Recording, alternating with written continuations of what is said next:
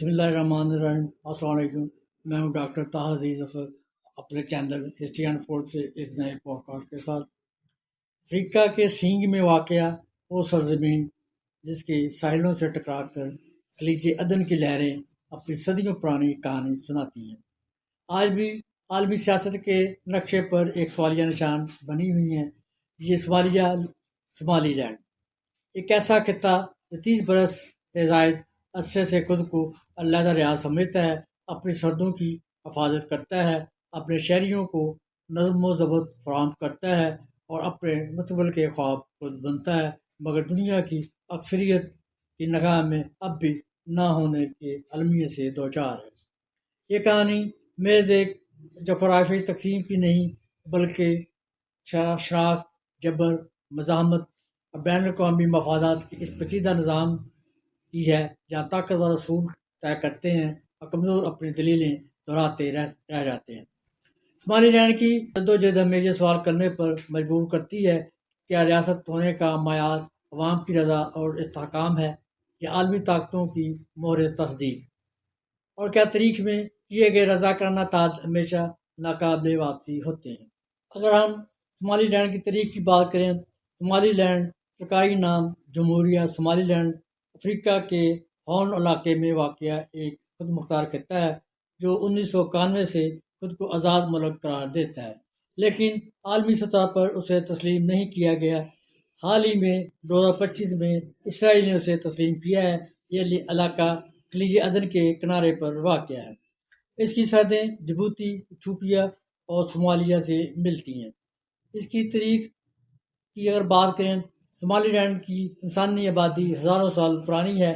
یہ علاقہ قدیم مصریوں کے لیے معروف سرزمین لینڈ آف پونٹ کا حصہ تھا، جہاں سے مار، لبان، سونے اور دیگر اشیاء تجارت کے ذریعے مصر پہنچتی تھیں۔ لاس گیل نامی مقام پر نیولیتھک دور کی پینٹنگ ملی ہیں جو 12,000 سال پرانی ہیں۔ قدیم دور میں یہاں تجارت کے اہم بندرگاہی شہر جیسے زیلا اور بربرا تھے جو رومیوں، عربوں اور ہندوستان سے تجارت کرتے تھے۔ اسلامی اور سلطنتوں کے دور کا اگر ذکر کریں، 7ویں سے 12ویں صدی میں یہ علاقہ عدل اسلامی سلطنت میں شامل تھا، اسلامی تجارت کا مرکز تھا۔ اس کی جانشین اسحاق سلطنت ریاستیں جیسے اسحاق سلطنت یہاں قائم ہوئیں۔ اسلامی سلطنت کا بھی اس علاقے پر اثر تھا۔ عزیلہ جیسے شہر سمانی دور میں اہم تھے۔ آزادی اور اتحاد کی اگر بات کریں، 26 جون 1960 کو برٹش سمالی لینڈ کو آزادی ملی۔ اسے ریاست سمالی لینڈ کا نام دیا گیا۔ یہ صرف 5 دن آزاد رہا اور 1 جولائی 1960 کو 48ویں سمالی لینڈ جو اقوام متحدہ کی نگرانی میں تھا، کے ساتھ مل کر جمہوریہ سمالی لینڈ بنا۔ یہ اتحاد سمالی قوم پرستی کی بنیاد پر تھا۔ اتحاد کے بعد مسائل اور آزادی کے اعلان کی اگر بات کریں، اتحاد کے ابتدائی برسوں میں شمالی علاقے سابق برٹش سمالی لینڈ کو سیاسی اور معاشی طور پر نظر انداز کیا گیا۔ 1969 کو سیاد بری کی فوجی حکومت نے اقتدار سنبھالا۔ 1980 کی دہائی میں اس نے شمالی علاقے میں سمالی نیشنل موومنٹ میں بغاوت شروع کی۔ سیاد بری کی فوج نے ہرگیسا اور بروچ جیسے شہروں پر بمباری کی، جس سے ہزاروں افراد ہلاک ہوئے۔ 1991 میں سیاد بری کی حکومت گرنے کے بعد 18 مئی 1991 کو سمالی لینڈ نے دوبارہ آزادی کا اعلان کیا۔ اس نے سابق برٹش سمالی لینڈ کی سرحدوں پر مبنی اپنی ریاست قائم کی۔ سمالی لینڈ کی صومالیہ سے علیحدگی داخلی خواہشات تھیں یا کوئی غیر ملکی مداخلت کا نتیجہ تھی؟ سمالی لینڈ نے 18 مئی 1991 کو صومالیہ سے علیحدگی کا اعلان کیا اور خود کو سابق برٹش سمالی لینڈ کی سرحدوں پر مبنی آزاد جمہوریہ قرار دیا۔ یہ فیصلہ بنیادی طور پر داخلی خواہشات اور شکایات پر مبنی تھا، جبکہ غیر ملکی مداخلت کا اقتدار محدود اور بالواسطہ تھا۔ 34 سال گزرنے کے باوجود 2025 تک صرف اسرائیل نے اسے تسلیم کیا۔ یہ علیحدگی علاقائی استحکام اور تاریخی ناانصافیوں کی عکاسی کرتی ہے۔ سمالی لینڈ کی علیحدگی کی جڑیں بہت گہری، تاریخی اور انسانی شکایات پر مبنی ہیں۔ 1960 میں اتحاد کی ناکامی اس کی وجہ بنی۔ 1960 میں برٹش سمالی لینڈ نے 43 سمالی لینڈ کے ساتھ اتحاد کیا، لیکن اتحاد شروع ہی سے مسائل کا شکار تھا۔ شمالی لینڈ کو سیاسی اور معاشی طور پر نظر انداز کیا گیا۔ 1961 کے ریفرینڈم میں شمالی شہروں ہرگیسا، برو اور بربرا نے نئی آئین کو مؤثر کر دیا۔ 1969 سے 1991 سیال بری کی امریت قائم رہی۔ فوجی حکمران جنرل سیال بری کی حکومت نے شمالی علاقے خاص طور پر عیساک قبیلے کے خلاف امتیازی پالیسیاں بنائیں۔ 1980 کی دہائی میں صومالی نیشنل موومنٹ نے بغاوت شروع کی۔ بری فوجوں نے ہرگیسا اور برو پر بمباری کی، جس سے لاکھوں افراد ہلاک یا بے گھر ہوئے۔ ہیومن رائٹس واچ نے اسے جینوسائیڈ قرار دیا۔ شہر تباہ ہو گئے اور یہ ظلم علیحدگی کی طرف نقطۂ بازگشت بنا۔ شمالی لینڈ کی مرکزی حکومت کے خاتمے کی بات کریں۔ 1991 میں سیال بری کی حکومت گرنے کے بعد جنوبی صومالیہ خانہ جنگی اور افراتفری میں ڈوب گیا۔ شمالی رہنماؤں اور قبائلی بزرگوں نے برو کانفرنس میں فیصلہ کیا کہ اب اتحاد ختم ہو چکا ہے اور سابق برٹش سرحدیں بحال کی جائیں۔ یہ فیصلہ مقامی قبائل اسحاق، گدابرسی، دلبا، ہانتے وغیرہ کی اتفاق رائے سے ہوا، نہ کہ کسی بیرونی دباؤ سے۔ یہ سب داخلی عوامل تھے۔ ظلم، نظراندازی اور خود کا ابتدائی حرف بری کو مختاری کی خواہش سے ٹانا تھا، لیکن ظلم کی شدت نے علیحدگی کو ناگزیر بنا دیا۔ 1991 میں کی علیحدگی میں بیرونی طاقت کا براہ راست کوئی کردار نہیں تھا۔ اس طرح امریکہ نے 1960 میں مخصوص آزادی کو تسلیم کیا تھا، لیکن 1991 میں کوئی کردار نہیں۔ امریکہ اور دیگر مغربی ممالک نے تسلیم نہیں کیا، کیونکہ افریقہ میں سرحدوں کی تبدیلی کے اصول کی خلاف ورزی ہوتی۔ عدم تسلیم کی وجہ کی بات کریں۔ عالمی برادری، اقوام متحدہ، افریقی یونین نے تسلیم نہیں کیا، کیونکہ افریقہ میں علیحدگی پسند طریقوں کی حوصلہ شکنی کرتی ہے۔ حالیہ برسوں میں 2024 یا 2025 میں ایتھوپیا اور اسرائیل کے معاہدے ہوئے، لیکن 1991 کی علیحدگی خالصاً داخلی تھی۔ شمالی لینڈ کی آزادی بنیادی طور پر داخلی خواہشات کی پیداوار تھی۔ تاریخی ناانصافی، ظلم، جنوبی افراتفری سے بچنے کی ضرورت تھی۔ غیر ملکی مداخلت محدود تھی اور علیحدگی کی وجہ نہیں بنی۔ یہ افریقہ کی ناکام ریاستوں میں نایاب کامیابی کی مثال ہے، جہاں مقامی اتفاق رائے سے استحکام آیا، لیکن عالمی تسلیم نہ ملنے سے سفارتی تنہائی برقرار ہے۔ 1991 سے شمالی لینڈ نسبتاً مستحکم رہا ہے۔ جہاں جمہوری انتخاب ہوتے ہیں، اپنی کرنسی، اپنی فوج، حکومت ہے۔ 2001 میں ریفرینڈم سے آئین منظور ہوا اور 2003، 2010، 2017 اور 2024 میں صدارتی انتخابات ہوئے۔ تاہم صومالیہ اسے اپنا حصہ مانتا ہے اور عالمی سطح پر تسلیم نہیں ہے۔ 2024 میں ایتھوپیا کے ساتھ بندرگاہ کے معاہدے، 2025 میں اسرائیل کی تسلیم نے اس کی حیثیت کو نمایاں کیا ہے۔ شمالی لینڈ کی تحریک اجتماعی تقسیم، اتحاد کی ناکامی اور خود مختاری کی جدوجہد کی عکاسی کرتی ہے۔ یہ خطہ اپنی ثقافت، تجارت اور مزاحمت کے لیے مشہور رہا ہے۔ شمالی لینڈ کی نسبت کارکردگی کے پیچھے چند داخلی عوامل جو نظر آتے ہیں۔ مقامی مساحت اور قبائلی ثالثی کا نظام ہے۔ جنگ کے بعد مختلف قبائل برادریوں کے درمیان امن معاہدے اور طاقت کی تقسیم کے فارمولے نے داخلی استحکام میں مدد لی۔ ادارہ سازی اور مقامی ریاست سازی کے عمل کی وجہ سے حکومت، پولیس، سیکورٹی، عدالتی انتظامی ڈھانچے اور انتخابی سیاست میں کام شروع ہوا۔ یہ سب زیادہ تر اندرونی وسائل مقامی اتفاق رائے سے آگے بڑھے، اگرچہ ایک خامیہ تنقید موجود ہے۔ سیکورٹی کی ترجیح کی اگر بات کریں، خطے میں شدت پسندی اور بد امنی کے اثرات کے باوجود شمالی لینڈ نے سیکورٹی کنٹرول نسبتاً بہتر رکھا۔ یہی وجہ ہے کہ بعد بیرونی سرمایہ کار لیجسلیٹو منصوبے اس طرح متوجہ ہوئے۔ سیاسی شناخت کے بیانیے کی بات کریں، ہم پہلے الگ تھے کی الگ آزادی رضاکارانہ اتحاد۔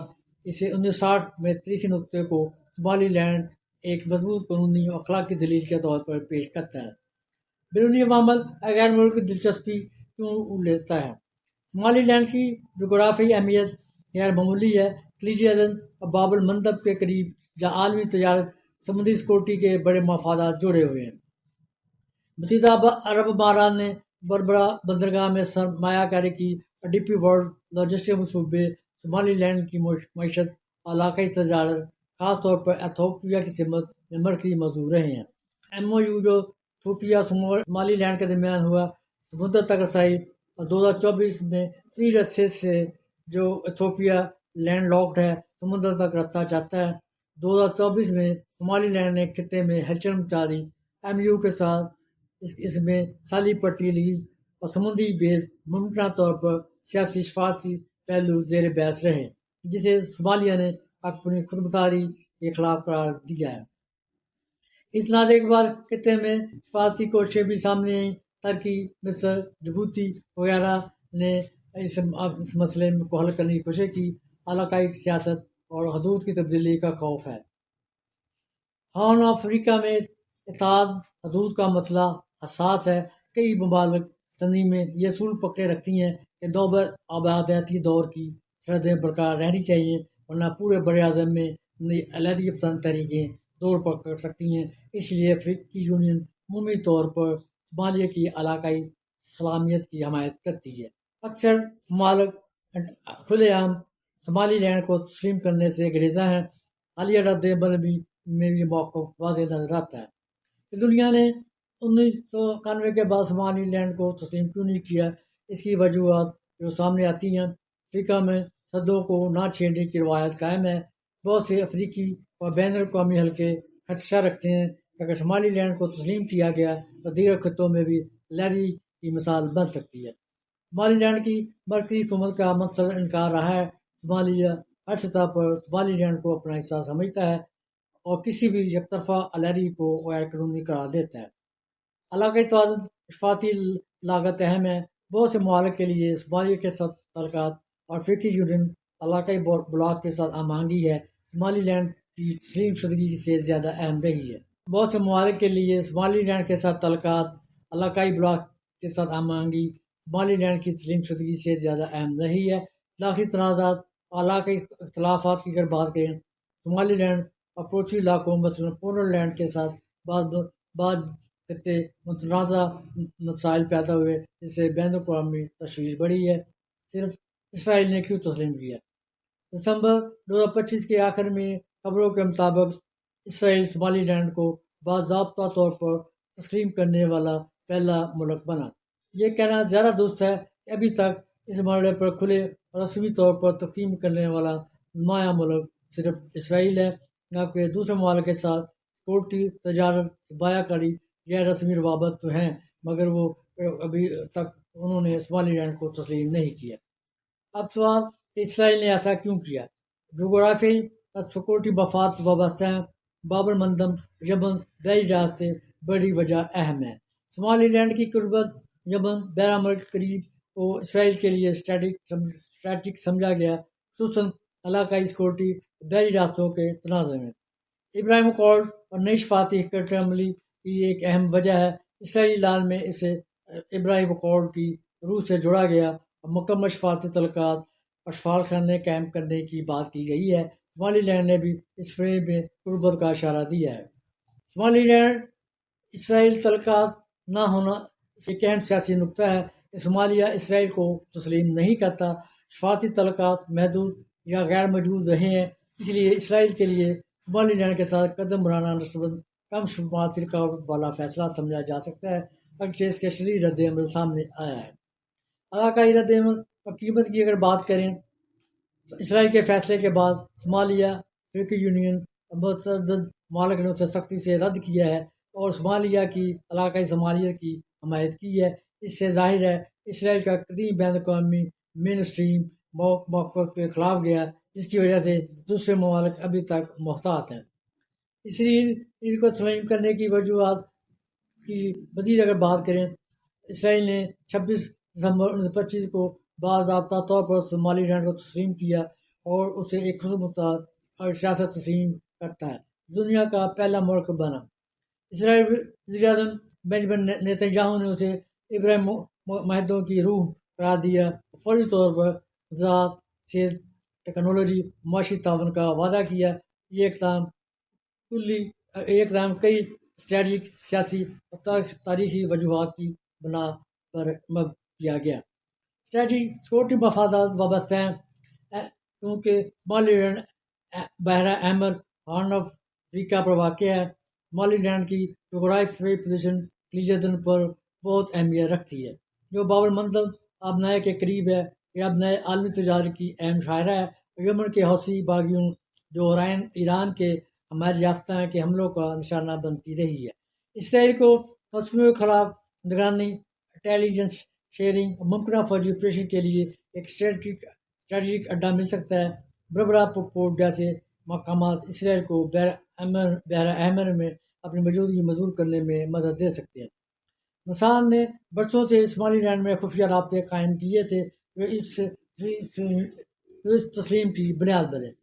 ابراہیم میدوں کا تصور اور مسلم دنیا میں توسیع کی اگر بات کریں، نیتنیاہو نے اسے 2020 کے ابراہیم میدوں جو ٹرمپ دور میں عرب ممالک کے ساتھ نارملائزیشن کی روح قرار دیا۔ سومالی لینڈ ایک سنی مسلم اقلیتی علاقہ ہے، اور یہ تسلیم اسرائیل کی مسلم دنیا میں قبولیت بڑھانے کی ایک کوشش ہے۔ سومالی لینڈ کے صدر عبدالرحمان محمد نے کہا ہے کہ اسٹریٹجک شراکت داری ہے جو علاقائی امن اور خوشحالی کو فروغ دے گی۔ تاریخی روابط کی اگر بات کریں، 1960 میں جب برٹش سومالی لینڈ کو مختصر آزادی ملی تھی، اسرائیل نے اسے تسلیم کیا تھا۔ موجودہ تسلیم کو اس طرح کی بنیاد پر جواز دیا جا رہا ہے۔ 1990 کی دہائی سے سومالی لینڈ کے رہنماؤں نے اسرائیل سے رابطے کی کوششیں کی، خاص طور پر اسلام پسندی کے مشترکہ خطرے کے خلاف۔ معاشرتی اور ترقیاتی تعاون کی بات کریں، اسرائیل نے فوری طور پر تعاون کا وعدہ کیا، زراعت، صحت اور ٹیکنالوجی اور معیشت میں مدد کی پیشکش کی ہے۔ سومالی لینڈ کو امید ہے یہ تسلیم دیگر ممالک جیسے امریکہ، UAE اور برطانیہ کی راہ ہموار کرے گی اور بین الاقوامی بینکنگ امداد تک رسائی دے گی۔ تنازعات اور اقدامات کی بات کریں، کچھ رپورٹس میں یہ دعویٰ کیا گیا ہے کہ 2025 میں اسرائیل اور امریکہ نے سومالی لینڈ سے غزہ کے فلسطینی پناہ گزینوں کو قبول کرنے کی تجویز پیش کی تھی، جو تسلیم کی ایک ممکنہ شرط تھی۔ تاہم الزام متنازع ہیں، اسرائیل نے ان کی تصدیق نہیں کی۔ صومالیہ اور افریقی ممالک نے اسے خود مختاری پر حملہ قرار دیا، لیکن اسرائیل کے لیے یہ ایک علاقائی اثر و رسوخ بڑھانے کا موقع ہے۔ یہ تسلیم اسرائیل کی خارجہ پالیسی میں ایک بڑا قدم ہے۔ ہارن آف افریقہ میں ایران، حوثیوں اور دیگر خطرات کے مقابلے میں نئی اتحادی تلاش کر رہا ہے، تاہم شدید تنازع کا باعث بنا ہے اور علاقائی استحکام کو متاثر کر سکتا ہے۔ کچھ میڈیا میں ایسے ملکات کی مختلف کیسرائیاں بھی ہیں اور دعویٰ یکساں طور پر تصدیق شدہ نہیں ہے۔ یہ ہے اسٹریٹجک ملے کو نئے شفاتی بلاک ابراہیم اکارڈ جیسے معاملے نمایاں دکھائی دیتے ہیں۔ اسرائیل کو تسلیم کرنے کی وجہ میں سومالی لینڈ کو لالچ اور غزہ کی آبادی منتقلی کے الزامات اپنی جگہ ہیں۔ 26 دسمبر 2025 کو اسرائیل نے سومالی لینڈ کو باضابطہ طور پر ایک آزاد خود مختار ریاست تسلیم کیا، جو دنیا کا پہلا ملک بنا۔ اسرائیل کا کہنا ہے کہ فیصلہ اسٹریٹجک مفادات پر مبنی ہے، جیسے بحیرہ احمر میں ایران کی حمایت یافتہ حوثی قبیلوں کے خلاف بغاوت، اتحاد، فوجی اڈوں کی ممکنہ سہولیات اور ابراہیم معاہدوں کی توسیع ہے۔ تاہم صومالیہ، عرب لیگ، افریقی یونین اور کئی دوسرے ممالک جیسے پاکستان، مصر اور ترکی نے اسے شدید تنقید کا نشانہ بنایا اور الزام لگایا کہ یہ تسلیم غزہ سے فلسطینیوں کی جبری منتقلی کے منصوبے سے جڑی ہوئی ہے، یعنی اسرائیل سومالی لینڈ کو تسلیم کر کے ایک لالچ دے رہا ہے تاکہ وہ غزہ کی آبادی کو قبول کر لے۔ کئی ممالک ذرائع ابلاغ نے دعویٰ کیا کہ تسلیم کی پوشیدہ وجہ غزہ سے فلسطینیوں کی جبری رضا کرنا منتقلی ہے۔ صومالیہ کا موقف ہے جس میں صدر حسن شیخ محمود نے کہا ہے، صومالی انٹیلیجنس کے مطابق صومالی لینڈ نے 3 شرائط قبول کی ہیں: فلسطینیوں کی آباد کاری، خلیج عدن پر اسرائیلی فوجی اڈا اور ابراہیم معاہدوں میں شمولیت۔ انہوں نے اسے غزہ کا مسئلہ افریقہ منتقل کرنے کی کوشش قرار دی ہے۔ عالمی رد عمل کی بات کریں، اقوام متحدہ کی سلامتی کونسل میں پاکستان، عرب لیگ اور دیگر نے خدشہ ظاہر کیا ہے کہ فلسطینیوں کی جبری نقل مکانی کی سہولت دے گا۔ فلسطینی وزارت خارجہ نے اسے سرخ لکیر قرار دیا ہے۔ 2025 کے شروع میں میڈیا رپورٹ میں دعویٰ کیا گیا کہ اسرائیل امریکہ نے سومالی لینڈ سے غزہ کے فلسطینیوں کو قبول کرنے کی بات کی تھی، جو تسلیم کی ممکنہ شرط تھی۔ سومالی لینڈ صومالیہ دونوں نے مارچ 2025 میں ایسے کسی تجویز کی تردید کی تھی۔ سومالی لینڈ کے وزیر خارجہ نے کہا اس حوالے سے کوئی بات چیت نہیں ہوئی۔ فریقوں نے کوئی تجویز مصور نہ ہونے کا دعویٰ کیا۔ کچھ تجزیہ کاروں نے الزامات کو سیاسی پروپیگنڈا قرار دیا ہے، کیونکہ یہ افریقہ میں سرحدوں کی تبدیلی کے اصول کی خراب ورزی پر مبنی تنازع کو مزید گرم کرتی ہے۔ اسرائیل کو تسلیم بنیادی طور پر اسٹریٹجک سیکورٹی کے مفادات کی وجہ سے ہے، لیکن غزہ کی آبادی کی منتقلی کے الزامات نے اسے شدید متنازع بنا دیا ہے۔ الزامات کچھ ذرائع جیسے الجزیرہ اور رائٹرز میں مضبوط ہیں، جبکہ دیگر انہیں غیر مصدقہ قرار دیتے ہیں اور تردید کا حوالہ دیتے ہیں۔ اب تک کوئی ٹھوس ثبوت نہیں ملا کہ تسلیم براہ راست غزہ کی آبادی قبول کرنے کے بدلے ہوئی۔ یہ تنازع علاقائی امن کو متاثر کر رہا ہے اور اقوام متحدہ میں بحث جاری ہے۔ اگر مزید ممالک اسرائیل کے نقش قدم پر چلیں تو ہارن افریقہ میں اشفاقی سب بندی بندرگاہی معاہدات، صومالیہ، ایتھوپیا، جبوتی، مصر وغیرہ کے توازن پر برا اثر پڑ سکتا ہے۔ اسرائیلی وزیر اعظم بنجمن نیتن یاہو نے صومالی لینڈ کے صدر عبدالرحمان محمد سے ویڈیو کال پر بات کی اور مشترکہ اعلامیہ پر دستخط کیے، جسے ابراہیم معاہدوں کی روح قرار دیا گیا۔ اسرائیل نے فوری طور پر زراعت، صحت، ٹیکنالوجی اور معاشی تعاون کا وعدہ کیا اور شفاعت خانہ کھولنے کا اعلان کیا۔ یہ تسلیم صومالی لینڈ کے لیے تاریخی کامیابی ہے، جو کئی دہائیوں سے سفارتی تنہائی کا شکار تھا۔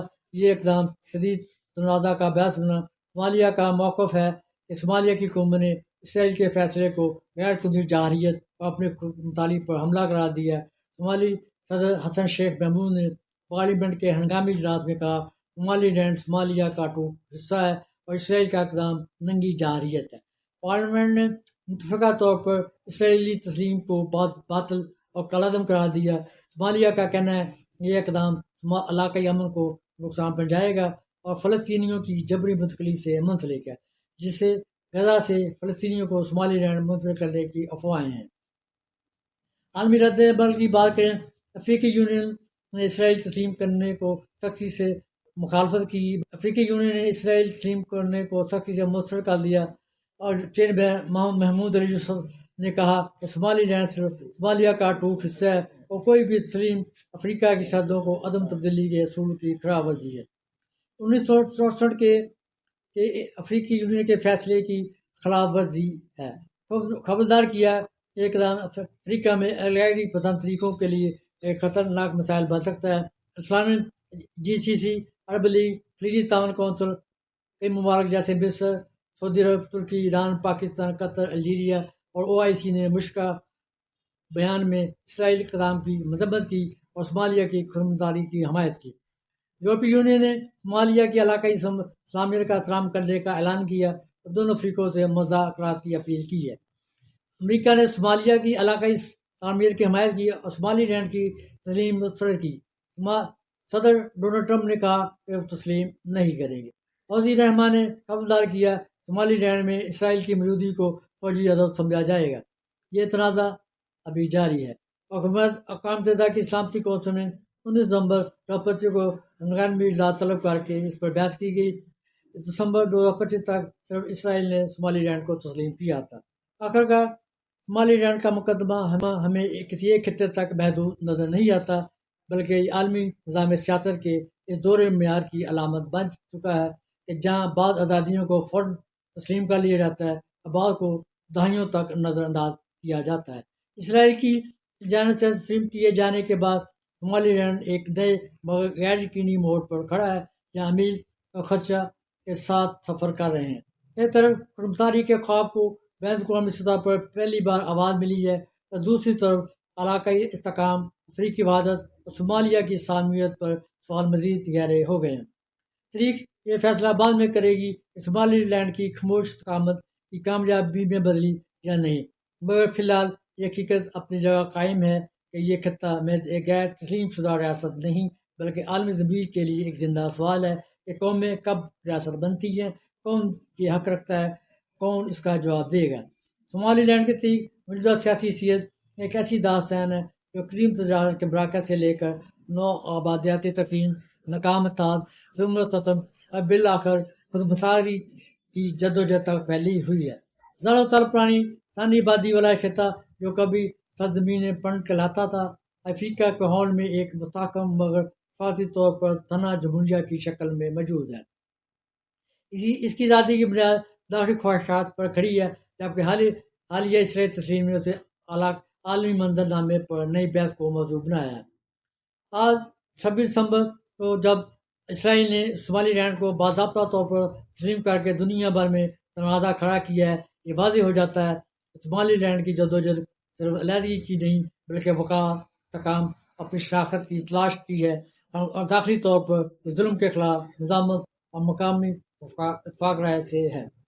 بیرونی دنیا ابھی تک افریقی سرحدوں کو پرانی پالیسیوں میں الجھی ہوئی ہے۔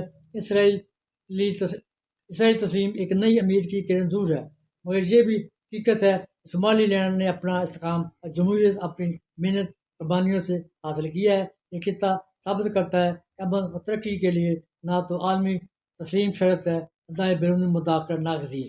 صومالی لینڈ کی کہانی امید کی ایک زندہ مثال ہے، بٹائی جانے والی قومیں بھی اپنی شناخت پا سکتی ہیں۔